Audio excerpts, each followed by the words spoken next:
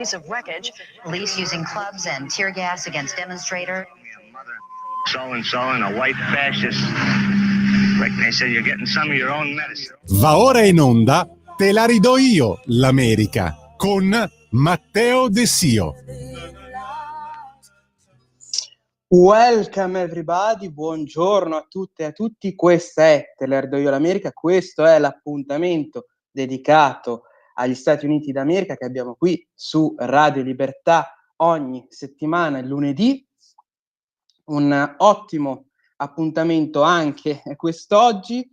e cominciamo subito col parlarvi di un passatempo che sta coinvolgendo gli americani in questo momento, in questo marzo, chiamato March Madness, ovvero una competizione, il campionato di basket per universitari, però, che è molto tenuto in considerazione negli Stati Uniti, attenzione, che coinvolgerà 68 università per le squadre maschili e 68 università per le squadre femminili. E soprattutto è molto importante perché negli Stati Uniti questo coinvolge anche ovviamente il gioco d'azzardo, le scommesse, ma queste partite del March Madness poi tutte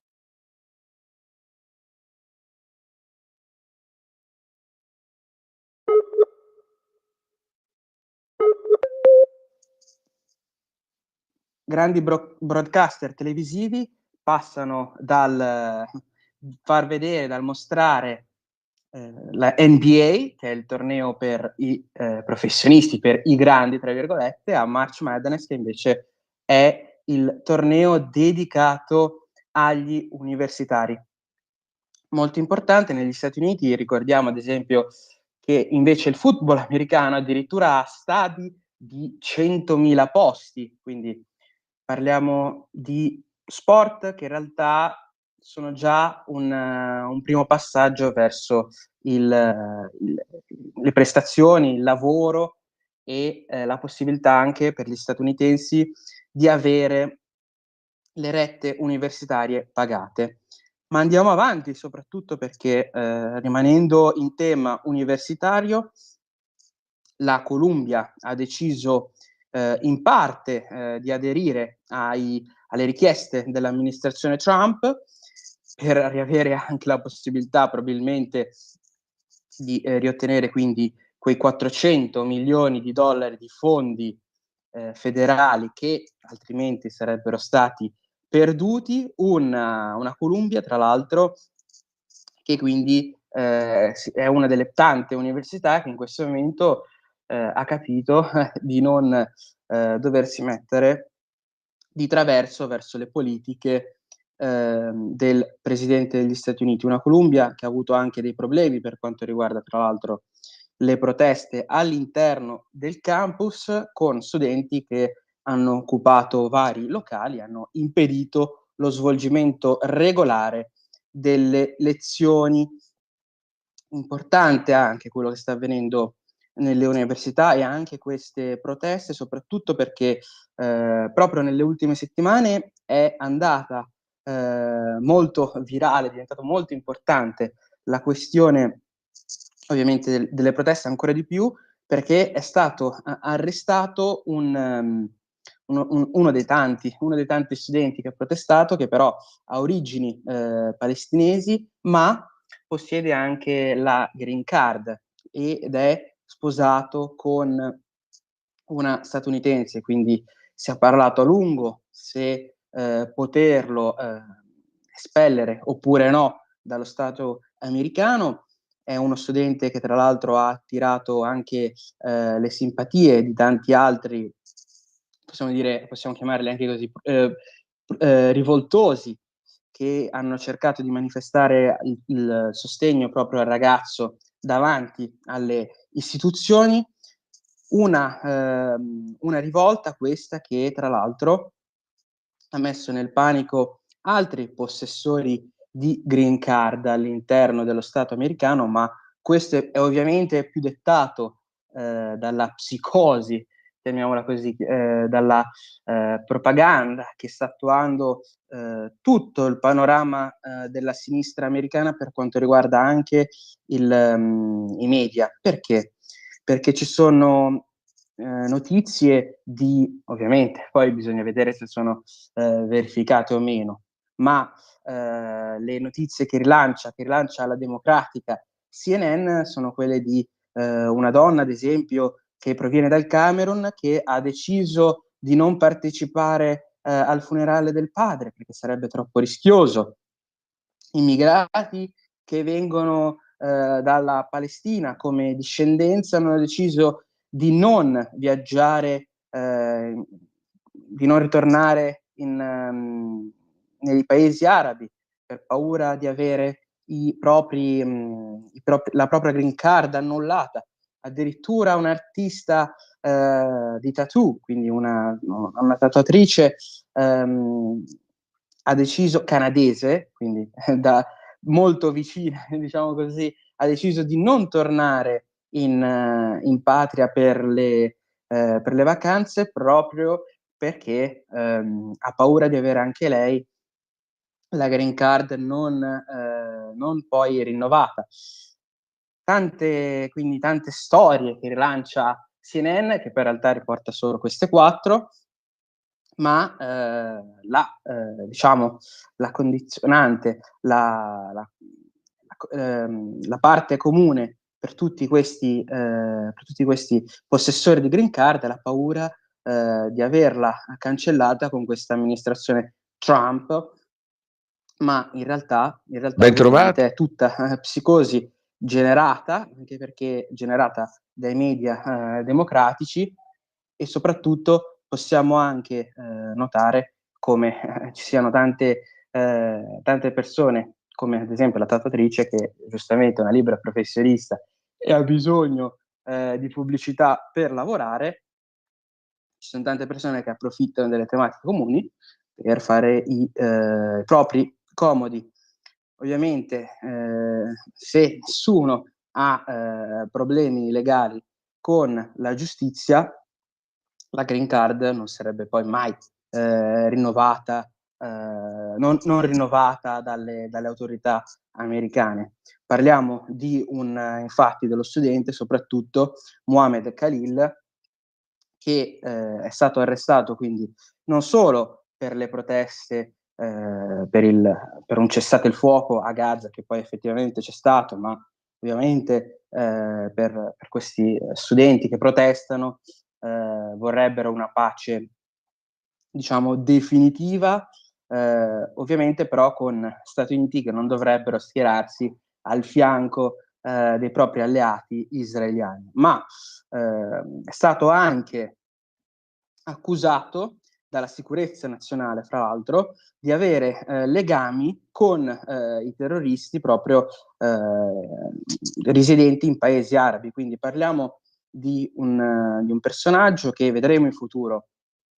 se non avrà alcun legame con personaggi pericolosi oppure no. Perché? Perché infatti, tra l'altro, ricorderete la scorsa settimana con Donald Trump molto aggressivo nei confronti dei ribelli yemeniti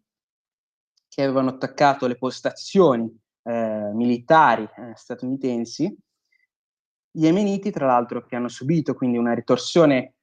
molto forte da parte della Marina militare americana, con addirittura bombardamenti che hanno provocato 31 e più morti. Donald Trump, tra l'altro, che aveva accusato gli yemeniti di avere rapporti con l'Iran, un Iran che inizialmente si era mostrato, tra l'altro, indignato di fronte a queste dichiarazioni di Donald Trump, un Iran che invece subito dopo, tra l'altro, qualche giorno dopo, ha subito manifestato il fatto che in realtà vi erano delle vicinanze proprio con questi terroristi dello Yemen, uno Yemen tra l'altro che è importante da ricordare, soprattutto perché è anche uno dei tanti fronti di politica internazionale che l'amministrazione Biden ha lasciato a Donald Trump come fronte aperto tra l'altro uno Yemen che quindi si troverà a dover gestire quindi questa guerra civile, a dover gestire anche i bombardamenti aerei di Donald Trump, nel caso i ribelli yemeniti facciano i loro comodi e non pensino al benessere della popolazione, con tra l'altro gli ultimi aggiornamenti addirittura parlano di 53 probabilmente di morti. Quindi uno Yemen, tra l'altro, che ha subito anche l'ultimatum di Donald Trump proprio in questi ultimi giorni, che ha dichiarato che nel caso i ribelli continuino poi la loro violenza verso la marina militare statunitense e anche verso le navi cargo americane, Donald Trump ha dichiarato che saranno totalmente distrutti dai bombardamenti aerei americani. Quindi una dichiarazione forte, ma alla fine la politica per ora, per quanto riguarda l'uso della forza militare di Donald Trump, è utilizzata soprattutto per la difesa, anche perché, come ricorderete, quella zona dello Yemen ha avuto purtroppo per le navi americane e anche occidentali, perché è successo che anche le navi italiane siano state assaltate proprio dai pirati yemeniti. Un'altra importante notizia è ovviamente il fatto che migliaia di dossier, di file, di documenti dedicati proprio all'assassinio di Kennedy, del presidente Kennedy, addirittura si parla di 80.000 pagine che sono state rilasciate al pubblico. Finalmente quindi il pubblico può effettivamente conoscere quello che il governo americano ovviamente può rilasciare sull'assassinio di un presidente molto polarizzante, molto anche importante per la storia proprio degli Stati Uniti, un presidente che è stato il primo a parlare di una corsa allo spazio proprio per vincere la guerra fredda contro l'Unione Sovietica, un presidente che ha partecipato ed è stato coinvolto ricorderete, nella Baia de Porci a Cuba, proprio durante la guerra fredda, e un problema dedicato proprio ai missili nucleari, lo stesso un problema simile che stiamo percependo nel 2025 proprio in Europa, e quindi finalmente perlomeno una parte di un caso così importante può essere esplorata. Gli altri documenti sarebbero dedicati poi a Martin Luther King e al suo assassinio, dovrebbero essere anch'essi rilasciati presto, anche perché è uno dei proclami della campagna elettorale di Donald Trump. Un problema invece legato alla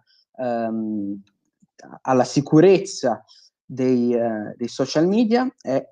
quello che è stato evidenziato tra l'altro nel libro che è diventato un bestseller in brevissimo tempo,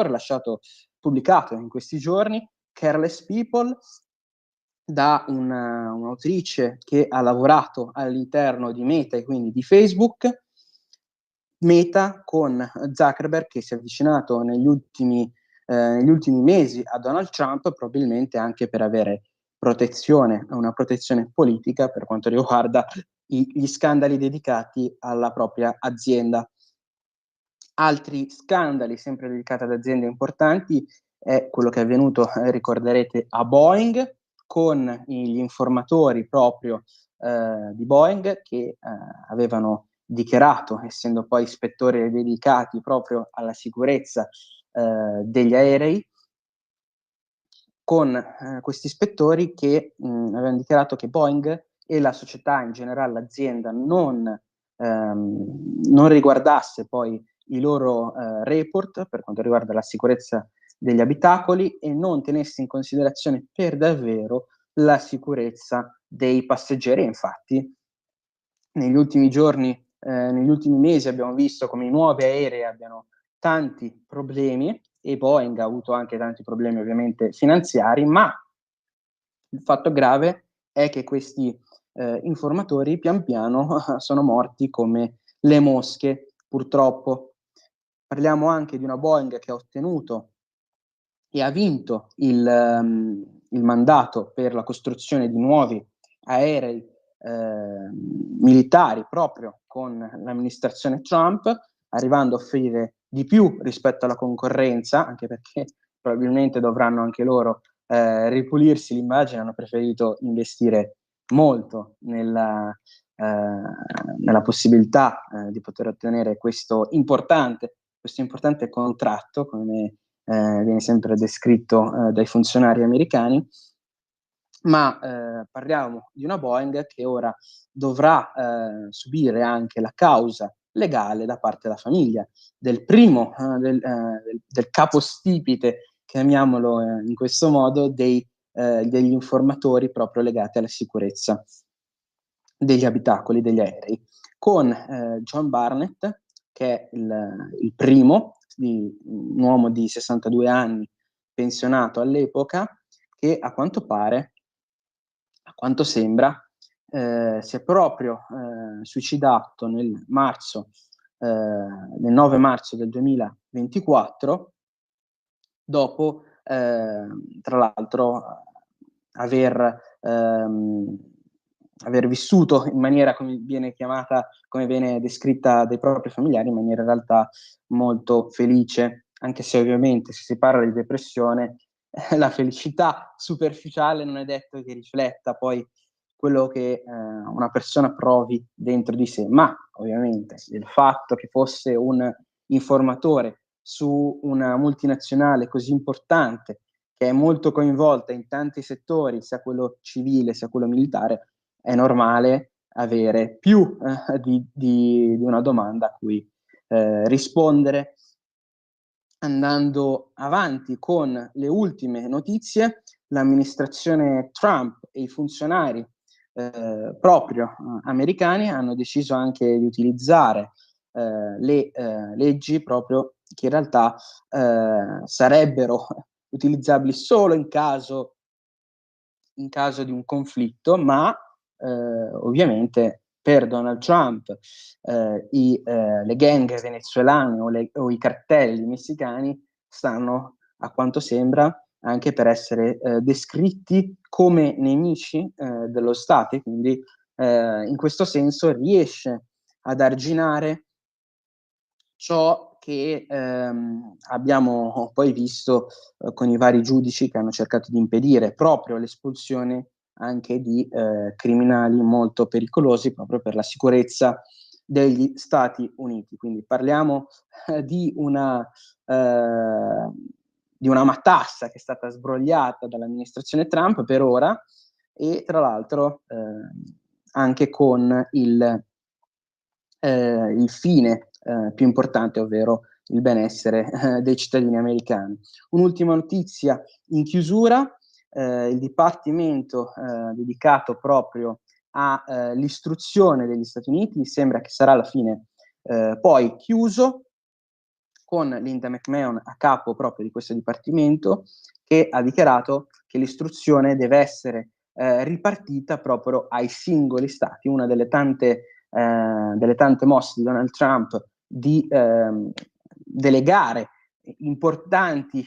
questioni a livello statale più che a livello federale, anche per riflettere probabilmente le varie differenze dei singoli stati. Un dipartimento dell'educazione che però garantirà ovviamente il proprio funzionamento fino alla ripartizione delle varie deleghe. Quindi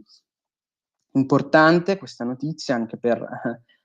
capire se uno Stato federale potrà poi essere ovviamente copiato, possiamo dire così, anche per l'Italia, anche per un futuro italiano, oppure se invece i programmi dedicati all'istruzione debbano essere decisi proprio a livello statale e non a livello regionale per quanto riguarda invece l'Italia. Ovviamente per gli Stati Uniti, essendo un paese geograficamente enorme, è più facile anche da immaginare le varie differenze fra i singoli stati. E con quest'ultima notizia il sottoscritto Matteo De Sio vi saluta, vi aspetto la prossima settimana sempre qui su Radio Libertà, grazie per l'attenzione, un buon proseguimento sulle frequenze della radio che è sempre a vostra disposizione, grazie ancora per l'ascolto.